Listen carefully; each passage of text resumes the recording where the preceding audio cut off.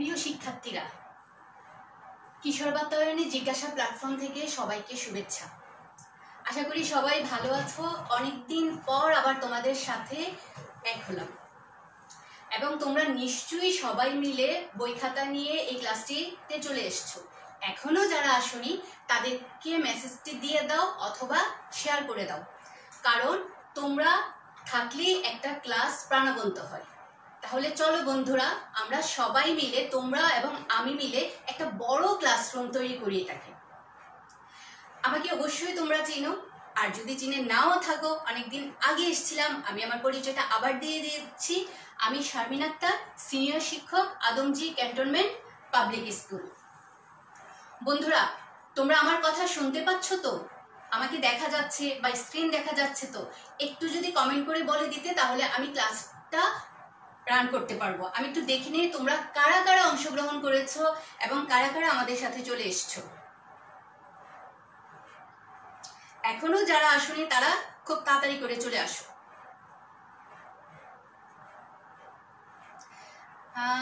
Thank you, অনেককেই দেখতে পাচ্ছি চলে আসছো, সবাইকে ধন্যবাদ। এখনো যারা আসেনি তারা চাইবো যে চলে আসো। আজকে আমরা একটা গুরুত্বপূর্ণ অধ্যায়ের অংশ নিয়ে কথাবার্তা বলবো এবং এই অধ্যায়টা খুবই ইম্পর্টেন্ট একটা অধ্যায় এবং সব ক্লাসেই তুমি পাবে। তুমি কলেজে গেলেও এটা পাবে এবং সব ক্লাসেই। Okay, Akhtar Chowdhury, thank you madam. আসসালামু আলাইকুম, আমাকে দেখা যাচ্ছে। তারপর ওকে, থ্যাংক ইউ। তাহলে আমরা কথা না বলে ক্লাসে চলে যাই। আজকের ক্লাসটিতে কিন্তু আমি তোমাদের ধৈর্যের পরীক্ষাও নিব, কারণ যেহেতু আমি যে অধ্যায়টা পড়াবো, আমি যখন যাব তখন অলরেডি জেনে গেছো কি পড়াবো। অধ্যায়ের এই টপিকটা অসম্ভব বিশাল একটা টপিক। আমি দেখতে চাই আমার সাথে আমার শিক্ষার্থীরা কতটুকু ধৈর্যের পরীক্ষা দিতে পারে। চলো তাহলে আমরা ক্লাসে চলে যাই। বন্ধুরা, এখানে তুমি কি দেখতে পাচ্ছ? এখানে তুমি কি দেখতে পাচ্ছ বলো তো? এখানে একটা উদ্ভিদ দেখতে পাচ্ছ এবং উদ্ভিদের থেকে দেখো, এর মূলের অংশ থেকে, কাণ্ডের অংশ থেকে, পাতার অংশ থেকে কতগুলো কোষগুচ্ছ বের হয়ে আসছে। অবশ্যই দেখতে পাচ্ছ কোষগুচ্ছ।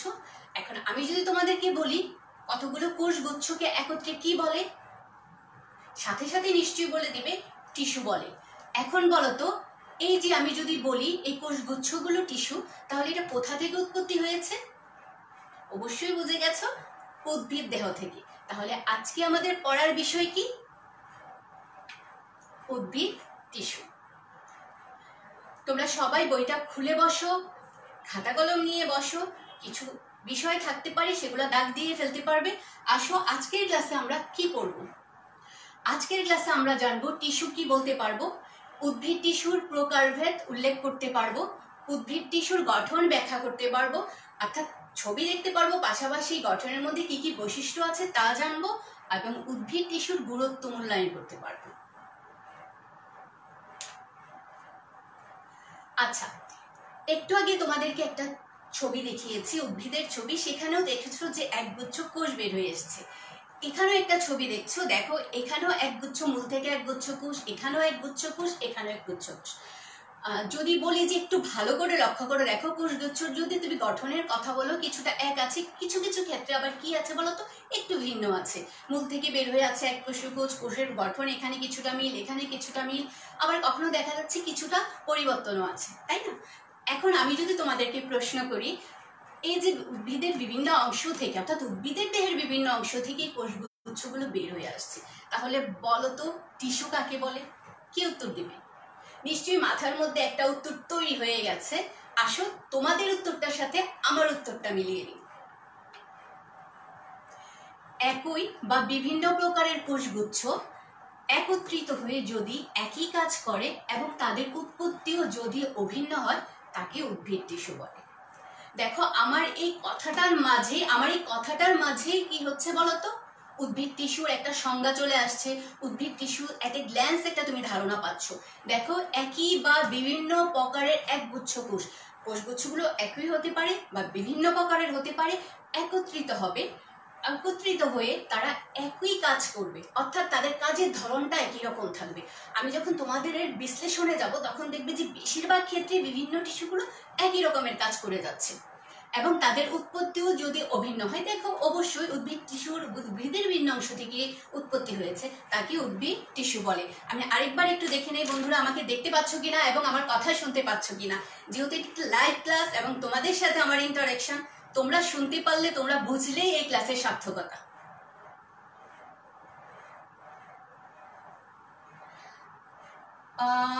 আমি অলরেডি বলে দিয়েছি যে এটা কি ক্লাস।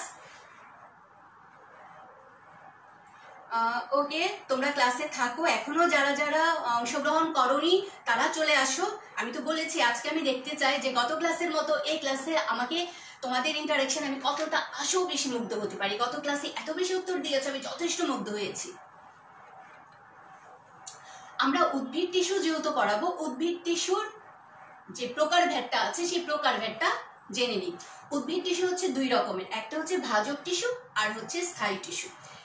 আমি যদি ভাজক টিস্যুর কথা বলি, একটু ব্যাখ্যা করে যাই। ভাজক টিস্যু, ভাজক কথাটার মধ্যেই কিন্তু আছে যে বিভাজনে সক্ষম। যেই টিস্যুগুলো বিভাজনে, অর্থাৎ যেই টিস্যুর কোষগুলো বিভাজনে সক্ষম, অর্থাৎ বিভাজিত হতে থাকবে, তাকে বলা হয় ভাজক টিস্যু। একটু চিন্তা করলে আমরা বুঝতে পারি যে অ্যাকচুয়ালি কোন অংশগুলো বিভাজনে সক্ষম। আমি তোমাদেরকে যদি বলি যে একটা অপরিণত মূল, অপরিণত পাতা, অপরিণত কাণ্ড, অবশ্যই বলবে যে হ্যাঁ এটা তো বিভাজিত হবে, হয়ে হয়ে এটা কিসে পরিণত হবে, তো পরিণত কাণ্ডে, তাই না? তাহলে যে অংশগুলো বিভাজিত হয় তাকে বলা হয় ভাজক টিস্যু। আর স্থায়ী টিস্যু কোনগুলো? বিভাজিত হতে হতে যখন ওই কোষগুলো আর বিভাজিত হতে পারে না, একটা জায়গায় যে শেষ হয়ে যায়, অর্থাৎ বিভাজনে অক্ষম, তাকে বলা হয় স্থায়ী টিস্যু। আর স্থায়ী টিস্যুর আবার তিন রকমের: সরল টিস্যু, জটিল টিস্যু এবং ক্ষরণকারী টিস্যু। সরল টিস্যুকে আমরা তিন ভাগে ভাগ করে নিচ্ছি: প্যারেনকাইমা, কোলেনকাইমা, স্ক্লেরেনকাইমা। জটিল টিস্যুকে আমরা দুই ভাগে করে নিচ্ছি: জাইলেম এবং ফ্লোয়েম। আর তো বুঝতেই পারছো ক্ষরণকারীরও ভাগ আছে, গ্রন্থি টিস্যু, তরুক্ষিক টিস্যু। যেহেতু তোমাদের বইয়ে নাই তাই আমি সেখানে যাইনি। দেখো সরল টিস্যু, এই সরল টিস্যুর মধ্যে দেখো এখানে কতগুলো কি না আসছে বলো তো? কোষ নিয়ে আসছে, অনেকগুলো কোষ তোমরা দেখতে পাচ্ছ, কোষ গুচ্ছগুলোকে দেখতে পাচ্ছ সরল টিস্যুর মধ্যে। আমি যদি বলি দেখো তো সবগুলোর ছবি কি দেখতে অনেকটা একই রকম, তুমি কিন্তু দেখেই বলতে পারছো যে হ্যাঁ প্রায় কোষগুলো দেখতে প্রায় একই রকম লাগছে। হয়তো ভেতরে ভেতরে কিছু পরিবর্তন আছে, অভ্যন্তরীণ কিছু পরিবর্তন আছে, কিন্তু যখন আমি বাহ্যিকভাবে তাকাচ্ছি বা দেখতে পাচ্ছি প্রায় একই রকম। সেই অনুযায়ী আমরা সরল টিস্যু দেখি যে যেহেতু তিন ধরনের কথা বললাম, এই তিন ধরনের টিস্যুগুলো কি? প্রথমটাকে বলছি প্যারেনকাইমা, দ্বিতীয়টাকে বলছি কোলেনকাইমা, তারপরেরটাকে বলছি স্ক্লেরেনকাইমা। এখন আসো, যেহেতু প্রত্যেকটা টিস্যুগুলো দেখতে একরকম, তাহলে আমরা সংজ্ঞাটাকে কি আনতে পারি বলতো? যে টিস্যুর প্রতিটি কোষ আকার আকৃতি একই, তাকে বলা হয় সরল টিস্যু। তোমরা একটা বায়োলজির সবচেয়ে বড় দিক হচ্ছে ছবিটাকে ভালো করে লক্ষ্য করা। যখন তুমি ছবিটা ভালো করে লক্ষ্য করবে তখনই তুমি উত্তরটা খুব ভালোভাবে দিতে পারবে। একটু আগে আমি তোমাদেরকে প্যারেনকাইমা টিস্যু, কোলেনকাইমা, স্ক্লেরেনকাইমা দেখিয়েছি। এখন প্যারেনকাইমা টিস্যুর আমি আলাদা করে একটা ছবি নিয়ে এসেছি। দেখো আমাকে কিছুই করতে হবে না, আমি জানি তোমরা অনেক বেশি জানো। আমি এখন যা প্রশ্ন করব সবগুলোর উত্তর তোমরা দিতে পারবে এবং ধীরে ধীরে দেখবে যে আসলে তুমি যা জানো তাই এই টিস্যুটার বৈশিষ্ট্য। তাইলে দেখো আমি যদি প্যারেনকাইমার টিস্যুটার কথা বলি, অর্থাৎ এই প্যারেনকাইমার মধ্যে এই কোষটার মধ্যে কি কি দেখতে পাচ্ছ? আমি এই বাইরের অংশটা দেখা যাচ্ছে, দেখো আমি একটা লাইন টেনে রেখেছি, ভেতরে একটা গোলাকার অংশ দেখা যাচ্ছে, তারপর দেখো দুই কোষের মাঝে ফাঁক দেখা যাচ্ছে, তারপর ঘন অংশ দেখা যাচ্ছে। আমরা কোষের বিভিন্ন অঙ্গনের মধ্যে আমরা কিছু কিছু ধারণাও দিয়েছিলাম। তাহলে দেখো বাইরের যে আছে সেটা কোষপ্রাচীর, তারপর ভেতরে ঘন নিউক্লিয়াস দেখা যাচ্ছে, একটা সুগঠিত নিউক্লিয়াস দেখা যাচ্ছে, তারপর দুই কোষের মাঝে আন্তঃকোষীয় ফাঁক দেখা যাচ্ছে। আর কি দেখা যাচ্ছে বলতো? প্রোটোপ্লাজম দেখা যাচ্ছে, যে ঘন যে তরল পদার্থটা তাকে প্রোটোপ্লাজম বলে। এখন আমি যদি বলি হ্যাঁ একটা টিস্যু থেকে তুমি এর মধ্যে কি অংশটা দেখতে পাচ্ছ, এই অংশগুলোকে একটু sequentially line to line ready করে এর বৈশিষ্ট্যটা তৈরি করো তো। আমার মনে হয় চট করে তোমরা রেডি করে ফেলবে। কি করবে? কোষপ্রাচীর পাতলা সেলুলোজ নির্মিত। এখানে একটা অংশ আমি অ্যাড করেছি সেলুলোজ নির্মিত। কেন করেছি? কারণ আমরা কোষের গঠনে, কোষ প্রাচীরের গঠনে জেনেছি যে কোষ প্রাচীরে বিভিন্ন ধরনের শর্করা জাতীয় পদার্থ থাকে। নিশ্চয়ই তোমাদের মনে আছে সেলুলোজ, পেকটিন, লিগনিন, তাই না, হেমিসেলুলোজ। তাহলে এই যে কোষ প্রাচীরটা প্যারেনকাইমার, এই কোষ প্রাচীরটা সেলুলোজ নির্মিত। এটা তোমাদের একটা এমসিকিউর জন্য প্রশ্ন। এদের মধ্যে প্রোটোপ্লাজম ঘন, নিউক্লিয়াস বিদ্যমান, আন্তঃকোষীয় ফাঁক বিদ্যমান। তাহলে দেখো তুমি কিন্তু একটা টিস্যুর ছবি দেখে, একটা পিকচার দেখে এবং এর ভেতরে কি কি অংশ আছে একটু ভালো করে লক্ষ্য করলেই এর বৈশিষ্ট্যগুলো তুমি নিয়ে আসতে পারো। পরীক্ষায় সাধারণত একটা টিস্যু দিয়ে বৈশিষ্ট্যটা কি জানতে চাওয়া হয়। এখানে আরেকটা ছবি দেখতে পাচ্ছ। এই ছবিটা একটু ভালো করে খেয়াল করে দেখো। এই ছবির মধ্যে কি দেখা যাচ্ছে বলো তো? কতগুলো সবুজ বর্ণকণিকা দেখা যাচ্ছে, তাই না? আচ্ছা, আমি যদি বলি এটাও এক ধরনের প্যারেনকাইমা, কিন্তু দেখো এই ছবিটার সাথে এই ছবিটার একটা কি মিল পাওয়া যাচ্ছে? কোষগুলো দেখতে প্রায় একই রকম, কারণ এটা গোলাকারও হতে পারে, বহুভুজাকারও হতে পারে। কিন্তু দেখো ভেতরের যখন অংশগুলো বলছি যে একটু সবুজ বর্ণকণিকা আছে, কখন সবুজ বর্ণকণিকা থাকে একটু বলো তো? কোনো কোষের মধ্যে সবুজ বর্ণকণিকা কখন থাকে? কেউ হয়তো উত্তর দিয়েও দিচ্ছ, কেউ হয়তো বলেও দিচ্ছ কি থাকে। হ্যাঁ, ঠিকই বলছো যে এর ভেতরে কি থাকে? ক্লোরোফিল থাকে। যখন এর ভেতরে ক্লোরোফিল থাকে তখন এর নাম হয়ে যায় কি বলতো? ক্লোরেনকাইমা। তাহলে দেখো ক্লোরোফিল যুক্ত প্যারেনকাইমা হচ্ছে কি বলতো? ক্লোরেনকাইমা। আরেকটা ছবি আমি দেখাচ্ছি। দেখো এখানে বড় বড় অনেকগুলো কোষ দেখতে পাচ্ছ। তারপর দেখো এই অংশটা, একটু হয়তো চিন্তা করছো যে ছবিটা এরকম কেন, ভেতরটা এরকম স্পঞ্জের মতো কেন? বিভিন্ন ধরনের জলজ উদ্ভিদ আছে। আমি যদি বলি কচুরিপানা, কখনো প্র্যাকটিক্যাল ক্লাসও করে থাকতে পারবে। কচুরিপানা, এটাকে যখন তুমি কাণ্ডটাকে ব্যবচ্ছেদ করা হয়, কাণ্ডটাকে আলাদা করা হয়, তখন এর ভেতরে এরকম অসংখ্য ক্ষুদ্র ক্ষুদ্র কি দেখা যায় জানো? ছিদ্র দেখা যায়। কেন ছিদ্রটা দেখা যায়? এর মধ্যে অনেক বায়ুকুঠুরি থাকে। আর এই বায়ুকুঠুরি থাকে বলেই কিন্তু ওরা কি করে বলতো? পানিতে ভেসে বেড়াতে পারে। দেখো তাহলে আমি ধরে নিচ্ছি যে এটাও আরেক ধরনের প্যারেনকাইমা, এর ভেতরে বায়ুকুঠুরি আছে। তাহলে বায়ুকুঠুরি যুক্ত প্যারেনকাইমাকে কি বলে? অ্যারেনকাইমা। তাহলে দেখো আমি প্যারেনকাইমা থেকে দুই ধরনের আবার টিস্যু পেয়ে গেছি। একটা হচ্ছে ক্লোরেনকাইমা, একটা হচ্ছে কি বলতো? অ্যারেনকাইমা। অর্থাৎ আমরা বলে নিতে পারি যে প্যারেনকাইমার টিস্যুরই দুইটা ভিন্ন রূপ আছে, একটা হচ্ছে ক্লোরেনকাইমা, একটা হচ্ছে অ্যারেনকাইমা। আশা করি তোমরা একটা টিস্যুর ছবি দেখে বাকি উত্তরগুলো মানে কিভাবে তৈরি করতে হবে বৈশিষ্ট্যটা জেনে গেছো, বা নিজে নিজে তৈরিও করতে পারবে। এখন দেখো এখানে আমি দুইটা টিস্যু নিয়ে এসেছি, নামগুলো আমি বলে দিচ্ছি। এটা হচ্ছে কোলেনকেমা আর এটা হচ্ছে কি বলতো? স্ক্লেরেনকেমা। এখন কিন্তু বন্ধুরা কাজটা তোমাদের, কারণ আমি একটা টিস্যু দিয়ে তোমাদেরকে বুঝিয়ে দিয়েছি যে শুধুমাত্র টিস্যুটাকে দেখে আমরা কিভাবে বুঝতে পারি যে কোষগুলো কেমন, এর বৈশিষ্ট্য কি আনতে চায়। কিছুই করতে হবে না, তুমি কোলেনকেমা থেকে আমাকে দুইটা বৈশিষ্ট্য যে যেটা পারো, অনেক স্টুডেন্টরা নিশ্চয়ই চলে আসছো, এখান থেকে আমি বলে দিব, তোমাদের সাথে আমি অংশগ্রহণ করব। এখান থেকে অ্যাটলিস্ট দুইটা বৈশিষ্ট্য বলে দাও তো, অথবা বলো তো এখানে কি থাকতে পারে। এইটাতে দেখে, এই টিস্যুটা দেখতে তুমি কেমন দেখছো, কোষগুলো কেমন, ভেতরে কিছু আছে কি, এর ভেতরে ঘন পদার্থটা কি কি কি আছে একটু বলো তো। আমি একটু দেখি কারা কারা খুব এক্সাইটেড ভাবে উত্তরটা দিচ্ছ, আমি একটু দেখতে চাই। আজকে ক্লাসটা যেহেতু জিজ্ঞাসা, কিছু তো তোমাদেরও আসতে হবে, তাই না? একজন দিয়েছে বায়োবিটরি, ভেরি গুড। অ্যারেনকাইমার উত্তর দিয়ে আসছো। তারপর আপন বলছো, অনেকে অনেক কিছু জিজ্ঞেস করছো, কে রেকর্ড করছে। আমি চাই ক্লাসটাকে এনজয় করো, ক্লাসটা নিয়ে প্রশ্ন করো। আচ্ছা, আমি জানতে যাচ্ছি এই কোলেনকাইমার একটা কি দুইটা বৈশিষ্ট্য তুমি বলে দাও, কি হতে পারে একটা বা দুইটা বৈশিষ্ট্য। এর মধ্যে কি নিউক্লিয়াস আছে?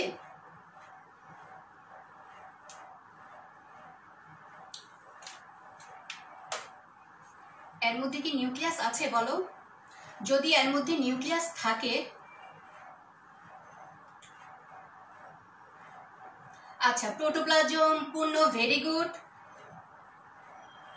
তারপরে আরেকজন বলেছো সাইটোপ্লাজম, হ্যাঁ সাইটোপ্লাজম আছে। সাইটোপ্লাজম যখন ঘনরূপে থাকে তখন একে প্রোটোপ্লাজম বলে, ভেরি গুড। অঞ্জনা বলেছো যে নিউক্লিয়াস বিদ্যমান। একজন বলেছে ম্যাম কচুরিপানা কি অ্যাকুয়ারিয়ামে দেওয়া যাবে? ডেফিনেটলি দেওয়া যাবে। তোমরা যখন অ্যাকুয়ারিয়ামে ছোট ছোট মাছ দাও সেখানে কচুরিপানা দিতে পারো, কারণ সেখানে অক্সিজেনের কাজটা করে কচুরিপানার মূলটা। ঠিক আছে, নিউক্লিয়াস আছে, ভেরি গুড। অতিরিক্ত লম্বা, অতিরিক্ত লম্বা, মাঝখানে ফাঁকা আছে না, আমরা বলবো কোষটা একটু লম্বাটে। ঠিক আছে, অনেক লম্বা দেখা যাচ্ছে কি? এর ভেতরে অবশ্যই নিউক্লিয়াস আছে। Very good. দেখো তোমরাই কিন্তু উত্তর দিয়ে দিচ্ছ, তাই না, যে এর মধ্যে প্রোটোপ্লাজম আছে, নিউক্লিয়াস আছে, কোষগুলো কেমন। আমি আরেকটা কথা তোমাদেরকে বলেছিলাম, যখনই কোনো কিছু বলতে পারবে তখন বলে নিবে যে এর কোষপ্রাচীরটা কোন জাতীয় পদার্থ তৈরি। ওর কোষপ্রাচীরটা হচ্ছে কি জাতীয় পদার্থ দ্বারা? প্যাকটিন দ্বারা তৈরি। শুধু একটু অ্যাড করে নিবে। এবার পাশের ছবিটা দেখো, স্ক্লেরেনকাইমা। অবশ্যই ছবিটা দেখে তোমরা বুঝতে পারছো যে এর মধ্যে প্রোটোপ্লাজম আছে। এর মধ্যে কি আমরা কোনো প্রোটোপ্লাজম দেখতে পাচ্ছি? দেখো কোনো ঘনতরল পদার্থ কি দেখা যাচ্ছে? অবশ্যই বলবে দেখা যাচ্ছে না। তার মানে এটার সাথে এটার কম্পারিজনে আমরা বলতে পারি এর মধ্যে প্রোটোপ্লাজম নেই। এর মধ্যে দেখো তো কোনো নিউক্লিয়াস কি দেখা যাচ্ছে? দেখো এখানে বৃত্তাকার নিউক্লিয়াস দেখা যাচ্ছে। এখানে কোনো দেখা যাচ্ছে নিউক্লিয়াস? বলো তো। অনেকে বলছে যে ওয়াচিং, কোনটাকে তোমরা ওয়াচিং করছো? এটা দেখা যাচ্ছে, এটা দেখা যাচ্ছে। এগুলো নিউক্লিয়াস না। নিউক্লিয়াস কি তারকাকার হয়? এখানে নিউক্লিয়াস নেই, অর্থাৎ এখানে নিউক্লিয়াস নেই। যখন নিউক্লিয়াস থাকে না তখন এটাকে মৃত কোষ প্রাচীর তৈরি করে। অনেকের কোশ্চেন চলে আসছে যে এই অংশগুলোই বা হয়তো নিউক্লিয়াস। আসলে না, এই অংশগুলো কি জানো, এখানে দুই ধরনের কোষ দেখা যায়, দুই ধরনের কোষের সমন্বয় স্ক্লেরেনকাইমা। এই দেখো, এই যে গোলাকার অংশটা দেখছো, এই যে গঠনটা দেখতে পাচ্ছ, এটা এক ধরনের কোষ। আর এই যে তারকাকার অংশটা দেখতে পাচ্ছ, এটা এক ধরনের কোষ। এটা কি জাতীয় কোষ দেখো? এটাকে বলা হয় ফাইবার, এটাকে বলা হয় স্ক্লেরাইট। এই ফাইবার, এটা হচ্ছে গোলাকার জাতীয় একটা বস্তু যেটা এর গঠনটাকে তৈরি করছে। আর স্ক্লেরাইড হচ্ছে একটা তারকাকার বস্তু যা একসাথে করে এই স্ক্লেরেনকাইমা টিস্যুটাকে তৈরি করছে। এই যে স্ক্লেরেনকাইমার কথাটা বলছি, কেন বলছি নিউক্লিয়াস নেই? যখন এটা অপরিণত অবস্থায় থাকে তখন এর মধ্যে কিছু কিছু প্রোটোপ্লাজম থাকতে পারে। যখন আস্তে আস্তে বড় হতে থাকে প্রোটোপ্লাজম আর থাকে না, পরিণত হয়ে গেলে, এবং নিউক্লিয়াস থাকে না। নিউক্লিয়াস না থাকলে অবশ্যই ধরে নিচ্ছি এটা একটা মৃত কোষ প্রাচীর, অর্থাৎ বাইরের যে কোষ প্রাচীর, মৃত কোষ প্রাচীরটা তৈরি করে সেটা হচ্ছে স্ক্লেরেনকাইমা। এই যে আমি ফাইবার আর স্ক্লেরাইড বললাম, এই স্ক্লেরাইডটাকে কিন্তু আবার স্টোন সেল বলা হয়, কারণ এই খাটো বেশীয় সমবেশীয় অংশটাই এখানে কি করে বলো তো, স্টোন সেল তৈরি করে। তাহলে আমরা দেখে নিলাম যে স্ক্লেরেনকাইমাতে কয় ধরনের কোষ আছে? দুই ধরনের। একটা হচ্ছে ফাইবার, একটা হচ্ছে স্ক্লেরাইড। এবং বৈশিষ্ট্য নিশ্চয়ই তোমরা লিখতে পারবে। দেখো আমরা কিন্তু সরল টিস্যুর প্যারেনকাইমা, কোলেনকাইমা, স্ক্লেরেনকাইমা পড়েছি। এখানে আরেকটা ছবি দেখতে পাচ্ছ তোমরা। এর মধ্যে ওই টিস্যুর সাথে যদি আমি এই টিস্যুকে নিয়ে আসি, দেখো এই টিস্যুর মধ্যে কিন্তু একটু ভিন্ন রকম দেখা যাচ্ছে। কেন দেখা যাচ্ছে বলো তো? কারণ এটি একটু ভিন্ন রকমের কোষ। একটু আগে আমি তোমাদেরকে বলেছিলাম যে কিছু স্থায়ী টিস্যু আছে, কিছু ভাজক টিস্যু আছে। যে স্থায়ী এবং ভাজক টিস্যুগুলোই কি হয় বলতো, আস্তে আস্তে ভাজক টিস্যুগুলো পরিণত হয় স্থায়ী টিস্যু তৈরি করে, তাই না? এখন আমরা দেখে নেই এই স্থায়ী টিস্যু, ভাজক টিস্যুর অবস্থানগুলো কোথায়। দেখো আমি যদি তোমাকে কাণ্ডের একটা অপরিণত একটা উদ্ভিদ, দেখো অপরিণত উদ্ভিদের যে আমি কাণ্ডটা বলছি, এই মূলটা বলছি, এই দুই অংশের মধ্যে কি আছে বলতো? ভাজক টিস্যু আছে। এই ভাজক টিস্যুটা পরিণত হতে হতে কি তৈরি করেছে বলতো? স্থায়ী টিস্যু তৈরি করেছে। দেখো এটা ভাজক, এটা কিন্তু পরিণত হচ্ছে, অর্থাৎ আস্তে আস্তে এটা বৃদ্ধি পাচ্ছে এবং এটা পরিণত হয়ে গেছে। পরিণত থেকে তারা এই টিস্যুটা তৈরি করেছে। তাহলে আমরা কি বলতে পারি? তাহলে আমরা ধরে নিচ্ছি এটা একটা জটিল টিস্যু। যদি এটা জটিল টিস্যু হয় তাহলে জটিল টিস্যুর সংজ্ঞাটা কি হবে? বলেছে ভাজক টিস্যু পরিবর্তন হয়েছে, স্থায়ী টিস্যু তৈরি করেছে। স্থায়ী টিস্যু থেকে কি হয়েছে বলতো? এই জটিল টিস্যু তৈরি হয়েছে। তাহলে আমাদের সংজ্ঞাটা কি আসতে পারে? বিভিন্ন প্রকারের কোষের সমন্বয়ে যে স্থায়ী টিস্যু গঠিত হয় তাকেই জটিল টিস্যু বলে। ওকে, জটিল টিস্যু। আমরা কিন্তু শুরুর দিকে যখন উদ্ভিদ টিস্যুর প্রকারভেদ দিয়েছিলাম সেখানে কিন্তু আমরা বলেছিলাম যে জটিল টিস্যু কয় রকমের? বলতো কয় রকমের জটিল টিস্যু? জটিল টিস্যু হচ্ছে দুই ধরনের, তাই না? কেউ কি বলতে পারো জটিল টিস্যুর এই দুই ধরনের নাম কি হতে পারে? তোমরা যদি একটু কমেন্ট করে দাও, নাম বলে দাও, অথবা আমার সাথে অংশগ্রহণ করো, তখনই কিন্তু একটা ক্লাস আরো বেশি প্রাণবন্ত হয়, তাই না? আমি চাচ্ছি যে তোমরা আমাকে উত্তর দাও, ঠিক আছে? আর আমি সবার কমেন্ট চেক করতে না পারলে আমি অবশ্যই একটা সময় করে তোমাদের কমেন্ট চেক করে নিব। Very good. দুই প্রকার রৌদ্রনীল গড়েছে, দুই প্রকার। অঞ্জনা সরকার অনেক বেশি অ্যাক্টিভ। একজন একটি স্টিকার পাঠিয়েছে, আমি বুঝতে পারছি না এটা দিয়ে তুমি কি বুঝিয়েছো। Xylem, very good. দুই প্রকার, দুই প্রকার। একজন কিন্তু একটা নাম অলরেডি বলে দিয়েছো।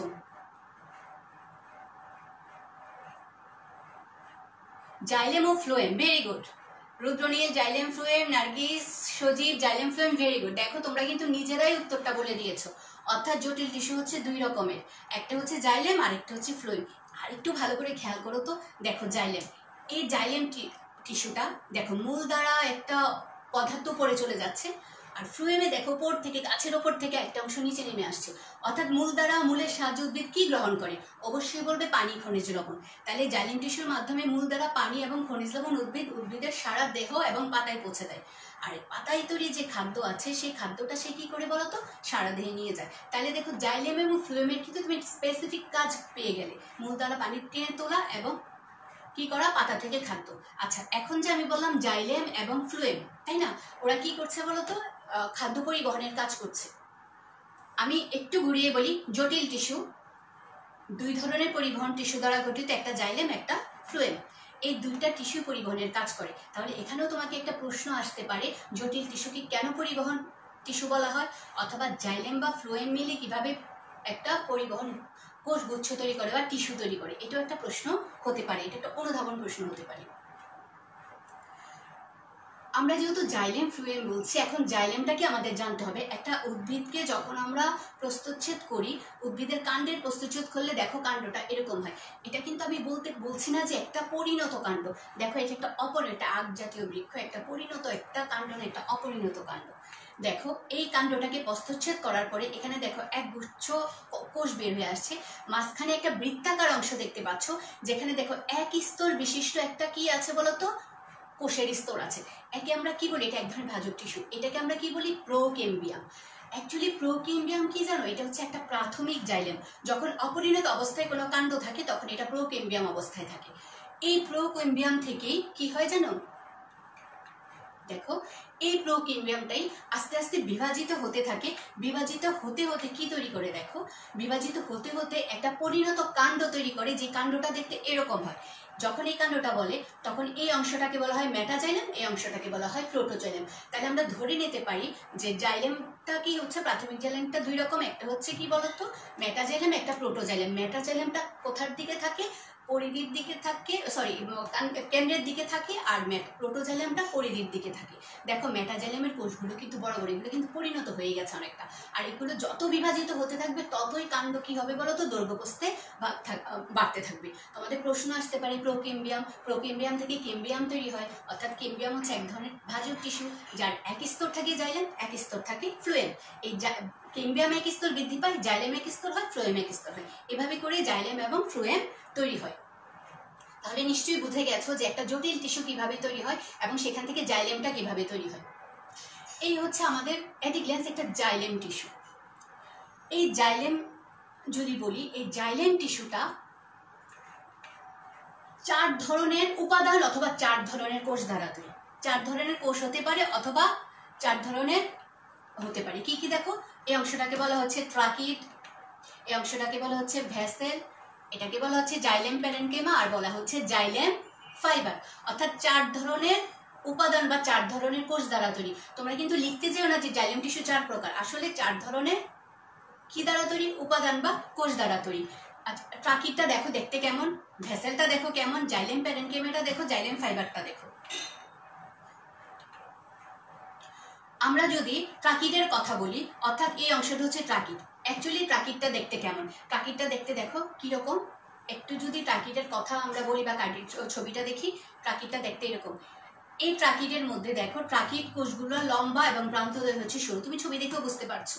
এর ভেতরে দেখো কি আছে বলো তো? নিউক্লিয়াস দেখা যাচ্ছে কিনা, এর মধ্যে প্রোটোপ্লাজম দেখা যাচ্ছে কিনা, এই অংশটা দিতে পারো।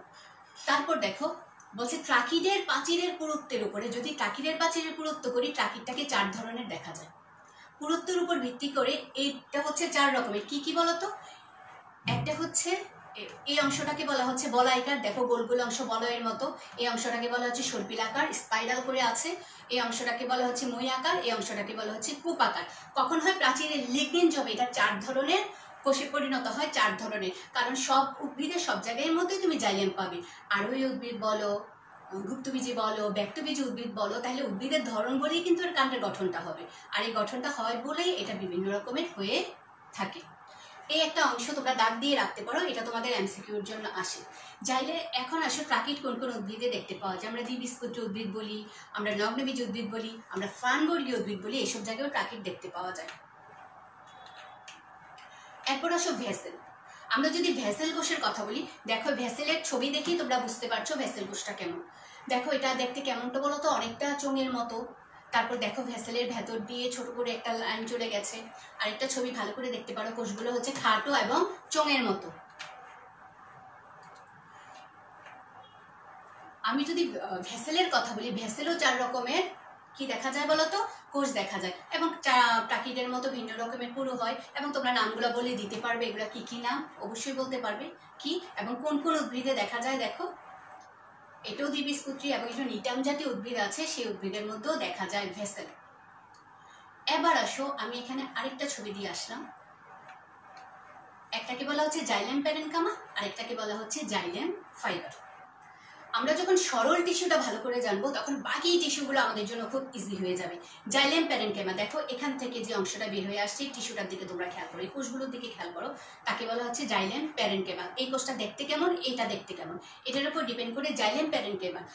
মাথার মধ্যে আনো যে প্যারেনকামা কোষগুলো কেমন, এই কোষের মধ্যে কি কি আছে, এই কোষের বৈশিষ্ট্যগুলো যদি তুমি তুলে দাও, তাও তোমার জাইলেম প্যারেনকামার বৈশিষ্ট্য হয়ে যাবে।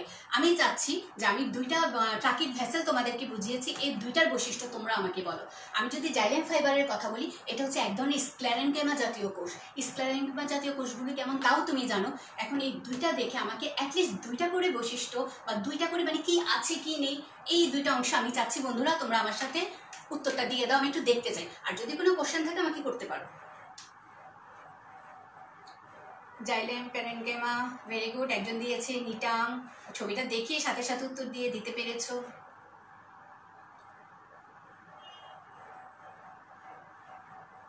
আচ্ছা, জাইলেম ফাইবার নিয়ে আমি চাচ্ছি তোমরা উত্তর দাও, এবং তোমরা কোথা থেকে, কোন জায়গা থেকে, কোন স্কুল থেকে একটু বলো, তাহলে আমার সুবিধা হয়। একটাকে উড প্যারেনকেমা বলছে, ভেরি গুড, 2টি উড প্যারেনকেমা।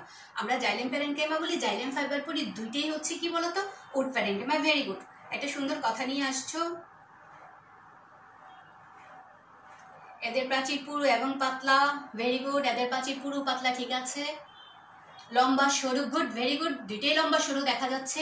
এবার বলো তো নিউক্লিয়াস আছে কি নাই। যান্ত্রিক কাজের জন্য কাজটা সহ চলে আসছে, ভেরি গুড। ওকে, কলেজিয়েট স্কুল রুদ্রনীল। তোমরা যত বেশি অ্যাটেন্ড করবে, তত বেশি অ্যাটেন্ডের সাথে সাথে আমার ক্লাসটা বিজ্ঞানের সালাম। আসসালামু আলাইকুম, ভেরি গুড, ওয়ালাইকুম আসসালাম। আমি চাচ্ছি তোমরা অংশগ্রহণ করো এবং উত্তর দাও, কারণ একটা শিক্ষার্থী যখন উত্তর দিতে পারে, সবচেয়ে বেশি আনন্দ পায় শিক্ষক। অবশ্যই একটা শিক্ষককে আনন্দ দেওয়া একটা ইবাদত, তাই না? ওকে, অনেকেই বলে ফেলেছো যে এটা দেখতে লম্বাটে। হ্যাঁ দেখো, আমি যখন প্যারেনকেমার কথা বলছি, প্যারেনকেমার কোষগুলো কিন্তু দেখা যাচ্ছে, এটা দেখতে কেমন। তুমি বলতে পারো যে এর মধ্যে সাইটোপ্লাজম আছে বা প্রোটোপ্লাজম ঘন। কখন ঘন হবে?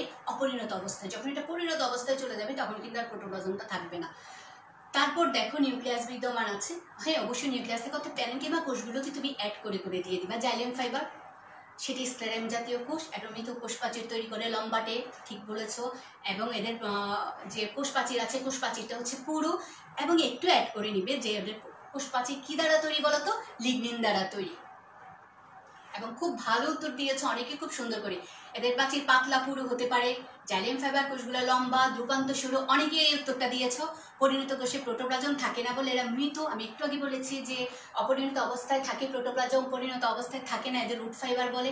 আমি কোশ্চেন করার আগেই একজন উত্তর দিয়ে দিয়েছে উড ফাইবার। শুধু তাই না, একজন একটা কাজও বলে দিয়েছ, যান্ত্রিক কাজ করে। ভেরি গুড, তার মানে তোমরা বাসায় স্টাডি করো। আচ্ছা, এখন দেখো আমরা আরেকটা ছবি দেখছি। এখানে দেখো একটা কি দেখা যাচ্ছে বলো তো, দেখা যাচ্ছে অর্থাৎ পাতায় তৈরি যে একটা খাদ্য আছে, যে খাদ্যটা টিস্যুর মাধ্যমে সারা দেহে প্রবাহিত হয়, তাকে বলা হয় ফ্লুয়েম টিস্যু।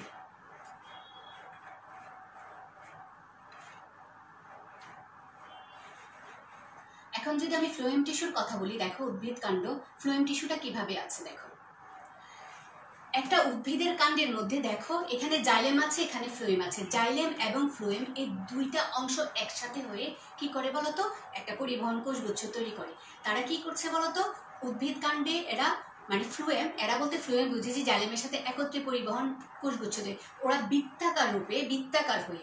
অর্থাৎ কিছু কিছু উদ্ভিদ আছে, দ্বিবীজপত্রী উদ্ভিদে জাইলেম ফ্লুয়েম একত্রে থাকে, কিছু কিছু উদ্ভিদে একত্রে নাও থাকতে পারে। আবার কিছু কিছু উদ্ভিদের মধ্যে প্রথমে মাঝখানে ক্যাম্বিয়াম থাকবে, ওপরে থাকবে জাইলেম, তারপর ভেতরে থাকবে ফ্লোয়েম, এভাবেও থাকতে পারে। তবে বেশিরভাগ ক্ষেত্রে দ্বিবীজপত্রী উদ্ভিদের কাণ্ডে তারা বৃত্তাকার রূপে একসাথে থাকে এবং পরিবহনের কাজ করে। একদম মূল থেকে পাতা পর্যন্ত প্রতিটা অংশের মধ্যেই জাইলেম ফ্লোয়েম থাকবে, কারণ দুইটা অংশে পরিবহনের কাজ করে এবং এই জাইলেম ফ্লোয়েমকে এই জন্য পরিবহন গুচ্ছ বলা হয়। দেখো এই হচ্ছে একটা ফ্লোয়েম টিস্যু। এই ফ্লোয়েম টিস্যুর মধ্যে দেখো এটা একটা প্রস্থচ্ছেদের ছবি। কি কি আছে? সিপ্লেট, সিবনল, সঙ্গীকোষ, ফ্লোয়েম প্যারেনকেমা। বারবার বলেছি প্রত্যেকটা টিস্যুর সাথে প্রত্যেকটা টিস্যুর একটা সুন্দর সম্পর্ক আছে এবং প্রত্যেকটার সাথে প্রত্যেকটার বৈশিষ্ট্যেরও মিল আছে। এই একটা ফ্লোয়েম টিস্যু, এর মধ্যে দেখবা যে প্রত্যেকটার বৈশিষ্ট্য তুমি পাচ্ছ, এর মধ্যে থেকে তুমি বুঝতে পারবা যে এটা হচ্ছে সিপ্লেট, এটা হচ্ছে আমাদের সঙ্গীকোষ, এটা হচ্ছে সিগনল। এবার দেখো ফ্লোয়েমে 4 ধরনের কোষ দেখা যায়। যদি 4 ধরনের কোষ বলি, 4 ধরনের কোষের নামগুলা দিচ্ছে। এটাকে সিপ কোষ বলছে, এটাকে সঙ্গীকোষ বলছে, এটাকে ফ্লোয়েম প্যারেনকেমা, আর এটা হচ্ছে কি বলতো ফ্লোয়েম ফাইবার।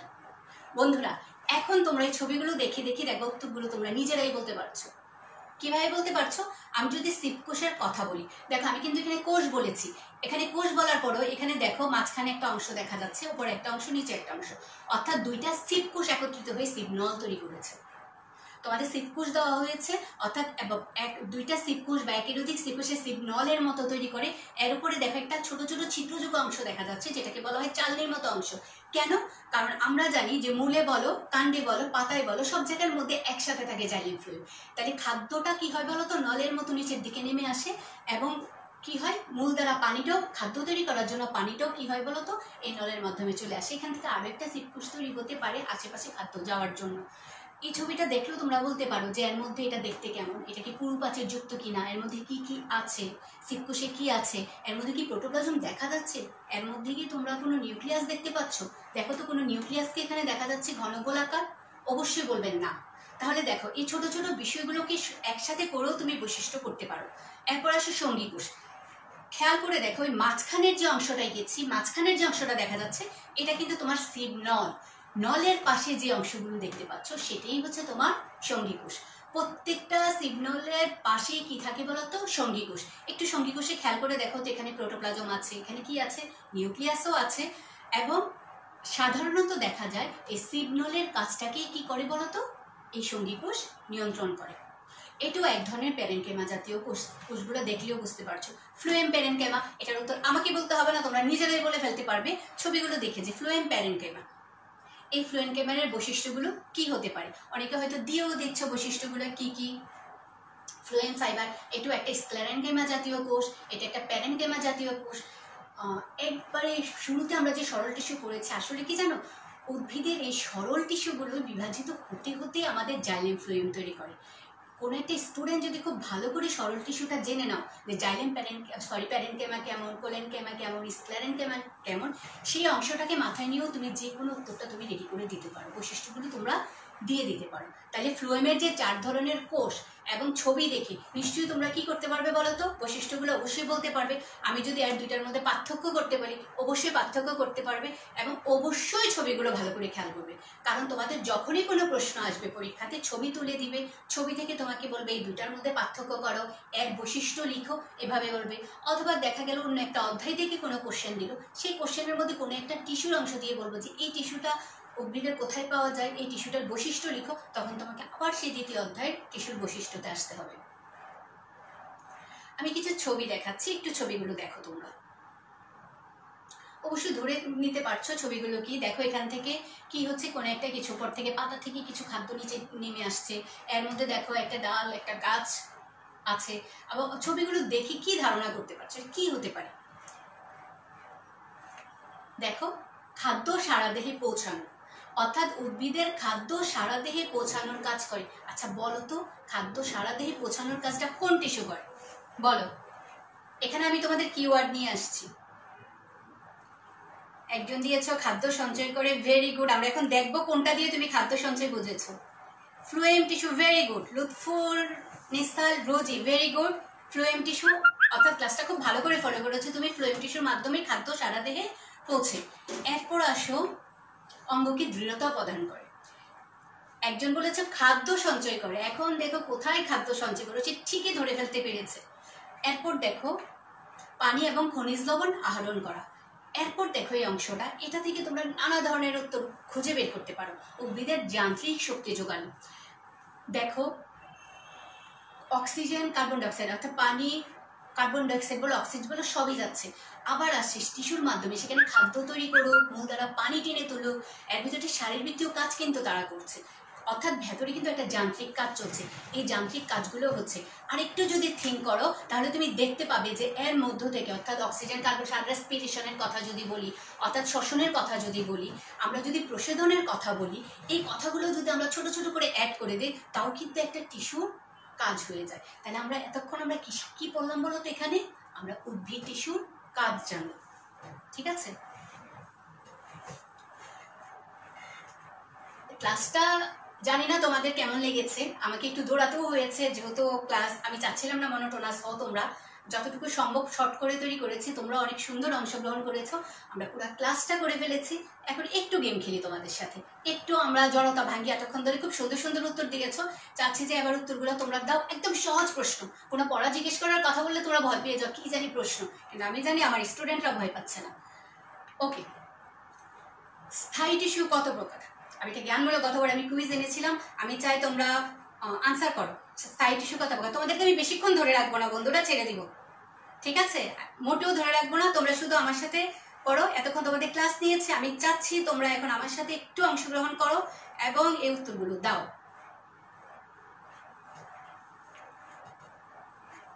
স্থায়ী টিস্যু কত প্রকার? আমি এখন উত্তর পাচ্ছি না। 3 প্রকার। ভেরি গুড, আদিল বলে দিয়েছো 3 প্রকার। নার্গিস সজীব 3 প্রকার। রুদ্রনীল 3 প্রকার। রিয়েলি একদম অসম্ভব ভালো লাগছে যে উত্তরটা তোমরা দিতে পারছো। 3 3 3 2। অঞ্জন সরকার 2 প্রকার। মাহিম কবির 3 প্রকার। অ্যাকচুয়ালি কি বলতো? 3 প্রকার। কি কি? সরল, জটিল, আর কি বলতো? নিঃস্রাবী টিস্যু। এরপরের প্রশ্নটা যাই, ক্লোরেনকেমা টিস্যুতে কি থাকে? জাস্ট শর্ট ফর্ম উত্তরটা দিয়ে দাও। ক্লোরেনকেমা টিস্যুতে কি থাকে? কুইক, দেখি কে আগে উত্তর দিতে পারে। আমি কার নামটা আগে নিতে পারি? আমি একটু চাই যে কারো নামটা আমি আগে নিই, যে আমার এই স্টুডেন্টটা অসম্ভব একটিভ এবং সে আগে সবার আগে উত্তরটা দিতে পেরেছে। সবাই 3 প্রকার নিয়ে আছো। ক্ষরণকারী 3। ভেরি গুড, অনেকে উত্তর দিতে যাচ্ছ, উত্তর দিতে যাচ্ছ। পরের প্রশ্নটার উত্তর দাও বন্ধুরা, আমি ওয়েট করছি তোমাদের উত্তরের জন্য। ক্লোরেনকেমা টিস্যুতে কি থাকে? কি থাকে? ভেরি গুড, একজন দিয়েছো পেকটিন। আচ্ছা, আমরা কখন এটাকে ক্লোরেনকেমা বলতে পারি? আমি একটু শর্ট করে দিচ্ছি। আমরা কখন একে ক্লোরেনকেমা বলি বলো তো? ক্লোরেনকেমা টিস্যুতে, ভেরি গুড, একজন বলছে ক্লোরোপ্লাস্ট। হ্যাঁ, আমি নিতে পারছি। আরেকটু স্পেসিফিক করে আমরা বলবো যে ক্লোরোফিল থাকে। যখন ক্লোরোফিল থাকে তখনই আমরা তাকে কি বলি বলতো? ক্লোরেনকেমা টিস্যু বলে। প্যারেনকেমা টিস্যুর কোষ প্রাচীর পেকটিন দ্বারা তৈরি। বন্ধুরা, আমি বলছি ক্লোরেনকেমা টিস্যু আমি কখন বলতে পারছি? যখন এর মধ্যে ক্লোরোফিল থাকে। একটু প্রশ্নটা একটু ঘোরাই, এখানে একটা জ্ঞানমূলক প্রশ্ন দিয়েছি, ক্লোরেনকেমা টিস্যুতে কি থাকে। আচ্ছা, এই প্রশ্নটা কি তোমরা জ্ঞানমূলক করে কিভাবে তৈরি করবে বলো তো? কারণ একটা স্টুডেন্ট যখন প্রশ্ন তৈরি করতে পারবে, তার মানে সে বইটা ভালো করে পড়েছে এবং সে বইয়ের প্রতিটা অংশ নিয়ে খেলা করে। আর যখনই তুমি বইয়ের লাইন টু লাইন নিয়ে খেলা করবে, তখনই তুমি ওই অংশটা নিয়ে দক্ষ হবে। তাহলে এখন বলো ক্লোরোফিল। ভেরি গুড, এখন বলো তো এই প্রশ্নটা কি তোমরা জ্ঞানমূলক করে কিভাবে তৈরি করবে? Protoplasm, chlorophyll, very good. Chloroplast. আচ্ছা, আমি যদি বলি ক্লোরেনকেমা কি, তাহলে কিন্তু এটা একটা জ্ঞানমূলক প্রশ্ন হবে। তোমরা তো কোশ্চেনটা ধরতে পারোনি, অর্থাৎ জ্ঞানমূলক প্রশ্ন তো পরীক্ষাতে আসে, তাই আমরা জানতে চাই যে এই প্রশ্নটা কিভাবে হবে আর ঘুরিয়ে কিভাবে করা যায়। স্ক্লেরেনকেমা টিস্যুর কোষ প্রাচীর কি দ্বারা তৈরি? অনেকে একটু আগে ক্লোরেনকেমা নিয়ে অনেক কিছু নাম বলে গেছো। আমি একটু জানতে চাই যে স্ক্লেরেনকেমা টিস্যুর কোষ প্রাচীর কি দ্বারা তৈরি? আশা করি উত্তরটা চলে আসবে। একটা নাম বলে দাও, একটা তো হবে। সেলুলোজ হবে, পেকনিন হবে, লিগনিন হবে, কিছু একটা তো হবে, তাই না? প্যারেনকেমা টিস্যুকে কখন করেন ক্লোরেনকেমা টিস্যু বলে? কাণ্ডকোষ, অর্ণমীয়, chloroplast, chlorophyll, very good. Pectin, একজন দিয়েছো পেকটিন। আমরা বলেছি যখনই কোনো কোষ প্রাচীর থাকবে সেখানে সেলুলোজ থাকবে। গুড, একজন দিয়েছে মিশরি দিয়েছে ক্লোরেনকেমা কি। এক্সেলেন্ট, কোশ্চেনটা তৈরি করে ফেলেছো তুমি। একজন বলেছো পেকটিন। পেকটিন, বন্ধুরা উত্তরটা কি হবে? প্যাকটিন না লিগনিন, কোনটা বলো? Sclerenchyma tissue, cellulose, lignin. Very good. অনেকে ট্রাই করছো, এই যে চেষ্টা করছো সেটি অনেক বড় কিছু। যে আমি চেষ্টা করছি, মানুষ যখন কোনো কিছুতে ভুল করে সে ভুল থেকে শিখে, তাই না? আর ভুলের ঊর্ধ্বে তো কেউ নেই। আমি যখন ভুল করতে চাচ্ছি তখনই কিন্তু আমি শিখছি। স্ক্লেরেনকেমা টিস্যুতে কি থাকে? কোষপ্রাচীর কি দ্বারা তৈরি? লিগনিন থেকে। এবার আসো, প্রোক্যাম্বিয়াম থেকে সৃষ্ট জাইলেমকে কি বলে? প্রোক্যাম্বিয়াম থেকে সৃষ্ট জাইলেমকে কি? অনেক উত্তর চলে আসছে। শামিমা সন্তালা, আদিল, লিগনিন বলছো, lignin. Very good, very good. এরপরের প্রশ্নটার উত্তরটা দিয়ে দাও বন্ধুরা। আমি বেশিক্ষণ থাকবো না তোমাদের সাথে, বেশিক্ষণ আটকে রাখবো না। আমিও তোমাদেরকে ছাড়তে চাচ্ছি না, তোমরাও বিরক্ত হও। ফাইবার প্রোক্যাম্বিয়াম সৃষ্ট থেকে জাইলেমকে একদম শুরুর থেকে আমি যখন জটিল টিস্যু পড়িয়েছিলাম, একটু মাথায় করে একটা কাণ্ডের প্রস্তচ্ছেদ করেছি, সেখান থেকে আবার নতুন কিছু অংশ এনেছি। একটু একটু একটু চিন্তা করো কি হতে পারে? প্রোক্যাম্বিয়াম থেকে সৃষ্ট জাইলেমকে ভেরি গুড, প্রাথমিক জাইলেম। ভেরি গুড নার্গিস সজীব, আমার একজন প্রথমজন আমাকে উত্তর দিয়ে দিতে পারলো যে তাকে বলা হয় প্রাথমিক জাইলেম। খুবই সুন্দর। তোমরা একটু অনেক বড় অধ্যায় নিয়ে, তো অনেক বড় বিষয় নিয়ে কথা বলছি, তো হয়তো বা তোমাদের একটু এরকম মনে হচ্ছে। কিছু না, তোমরা যখন বারবার পড়বে, স্টাডি করবে, তখন দেখবে এই উত্তরগুলো সহজ হয়ে গেছে। এবার এটা একদম সহজ একটা কোশ্চেন। প্রাচীরের পুরুত্বের উপর ট্রাকিট কয় ধরনের হয়? জাস্ট সংখ্যাটা তুলে দাও। হ্যাঁ, জাইলেম দিলেও হবে, প্রাথমিক জাইলেম, প্রাক জাইলেম, একই কথা দিতে পারো। প্রাচীরের পুরুত্বের উপর ট্রাকিট কয় ধরনের? প্রাচীরের পুরুত্বের উপরে শুধু সংখ্যাটা দিয়ে দাও বন্ধুরা, শুধু সংখ্যাটা দাও, আমি দেখতে চাই সর্বপ্রথম কি, আমাকে উত্তরটা দাও। ওকে, প্রাথমিক জাইলেম বলেছো, ভেরি গুড। অনেকে লিখছো, আমি গুড। প্রাচীরের পুরুত্বের উপর ট্রাকিট কয় ধরনের? কয় ধরনের একটু মাথায় রাখো। বলয়কার, সর্পিলাকার, কি যেন বলেছিলাম না আমি? বলয়কার, সর্পিলাকার। আমার কিন্তু মনে আসছে না, তোমরা একটু মনে করিয়ে দাও আমাকে। কয় রকম? কয় রকম? নার্গিস সজীব, 5 রকম, 2 রকম, 3 রকম, একটা তো হয়েই যাবে। বলাইকার, সর্পিলাকার, তারপর যেন কি বলছিলাম, একটু মাথায় আনো, একটু চেষ্টা করো। 4 প্রকার। Very good. মাবিয়া বাণী তো দিয়ে দিয়েছে 4 প্রকার। ঠিক আছে, সবাই চেষ্টা করছো। 3, 4, 5, একটা তো হয়েই যাবে। 4 প্রকার, 4 প্রকার। তারপর সজীব, সুমাইয়া দিয়েছো 4 প্রকার। Very good. পাটের আঁশকে কি বলে? একটু প্রশ্নটা একটু আমি হয়তো বা আলোচনা করিনি, এরকম মনে হচ্ছে কি? পাটের আঁশ, দেখি তো কে বলতে পারো। আমি একটু ব্যাখ্যা দিয়ে যাব। পাটের আঁশ একজন দিয়েছো, জালিকাকার।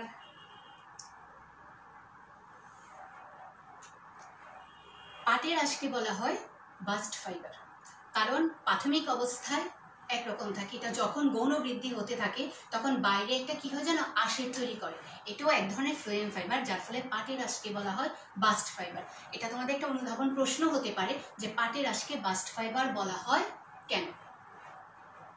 ফ্লুয়েম টিস্যুর প্রধান কাজটি বলে, একদম প্রধান কাজটি। শুরুর দিকে আমি 2টা পিকচার দেখিয়েছিলাম, সেটার উপর থেকে প্রধান কাজটি। Very good, bast fibre. একজন উত্তর দিয়ে দিয়েছো, বাস্ট ফাইবার। ফ্লুয়েম টিস্যুর প্রধান কাজটি কি? ফ্লুয়েম টিস্যু কোথায় থাকে? মূল থেকে পাতা পর্যন্ত থাকে, এবং কোন অংশটায় থাকে? Bast fibre. Very good Marzia Mishri, bast fibre বলেছো। ফ্লুয়েম টিস্যুর প্রধান কাজটি কি?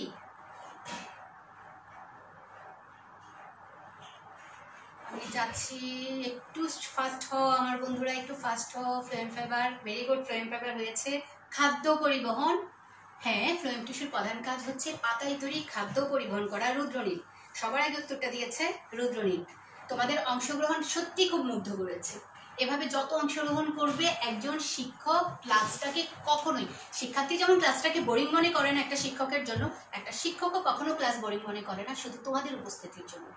অর্থাৎ এটা হচ্ছে তোমাদের সাথে আমার ইন্টারাকশন, আমার সাথে তোমাদের ইন্টারাকশন। এবং অসংখ্য অসংখ্য ধন্যবাদ যে তোমরা এতক্ষণ ধরে আমাকে এই ইন্টারাকশনের কাজটি করেছো। আসো বন্ধুরা, আমরা একটা প্রশ্ন দিয়ে দিই। এই প্রশ্নটা সবাই একটু খেয়াল করে নাও। এটা হচ্ছে এক ধরনের, আমি জাস্ট একটা ধারণা দিয়ে গেলাম, এরকম প্রতিটা অংশ থেকেই তোমার একটা সৃজনশীল প্রশ্ন হতে পারে। 2টা টিস্যু দেখতেই পাচ্ছ তোমরা, যেটা কোন ধরনের টিস্যু, এবং এর মধ্যে ফ্লুয়েম টিস্যু কি সংজ্ঞা দিয়েছি, জটিল টিস্যুকে পরিবহন টিস্যু বলা হয় কেন তাও বলে দিয়েছি। শুরুতে আমি ব্যাখ্যা দিয়েছিলাম চিত্রের আর ও এস এর মধ্যে ভিন্নতা। আমি যখন বিভিন্ন টিস্যুর ব্যাখ্যা দিতে গেছি তখনই বলেছি যে এরকম দুইটা টিস্যু দিয়েও তোমাকে ব্যাখ্যা চাইতে পারে, ভিন্নতা বলতে পারে, পার্থক্য করতে পারে। এরপর বলছে একটু ঘোরানো কোশ্চেনটা, উদ্দীপকের চিত্রগুলো দেশের অর্থনীতিতে কেমন ভূমিকা রাখবে বলে মনে করো। এখন তুমি দেখো আমি যে ছবিটা দিয়েছি এটা ফ্লোয়েম টিস্যু বিভিন্ন অংশ কী কাজ করছে সেটার উত্তর দিবে। অথবা বলতে পারে উদ্দীপকের টিস্যুগুলো কোন ধরনের গুরুত্ব উদ্ভিদের জন্য কতটা গুরুত্ব বহন করে। সেই ক্ষেত্রে আমি যে উদ্ভিদ টিস্যুর কাজগুলো দিয়েছি সেই কাজগুলোর কিওয়ার্ড তুলে তুলে তোমরা শুধুমাত্র ব্যাখ্যা করে যাবে, তাহলেও কিন্তু হয়ে যাবে। এই ধরনের চিত্র দিয়ে দিয়ে তোমরা প্রশ্ন তৈরি করবে। কিভাবে একটা ক্রিয়েটিভ প্রশ্ন হয় তোমরা অবশ্যই জানো, কিভাবে এটাকে অনুধাবন করা যায়, কিভাবে এটাকে প্রয়োগ করা যায়, এটা কিভাবে উচ্চতর দক্ষতার কোশ্চেন করা যায়। এভাবে যত বেশি চিন্তা করবে, যত বেশি স্টাডি করবে এবং যত বেশি থিঙ্ক করবে, দেখবে যে এই বিষয়টা নিয়ে তুমি আরও বেশি জানছো এবং আরও বেশি পারছো। আশা করি তোমরা তাই করবে। বন্ধুরা, এতক্ষণ ক্লাসে ছিলে, এতক্ষণ ধরে লম্বা ক্লাসটাকে তোমরা অংশগ্রহণ করেছো, এনজয় করেছো, এর জন্য অসংখ্য ধন্যবাদ। আমার নেক্সট ক্লাসে নিশ্চয়ই তোমরা আবার আসবে এবং ততক্ষণ পর্যন্ত বাসায় সুস্থ থাকো, ভালো থাকো, বাসাতেই থাকো, সবাইকেই কাজে সাহায্য করো, পড়াশোনার জন্য একটু সময় বের করে আনো। পড়াশোনাটাও তো করতে হবে, তাই না? এবং মোটেও পেনি খাওয়া যাবে না। সব সিচুয়েশনে মানুষ ভালো থাকতে হবে। ইনশাল্লাহ আমরা ভালো থাকবো এবং আমরা এই সময়টাকে ভালোভাবে এনজয় করবো। ওকে, সবাইকে ধন্যবাদ।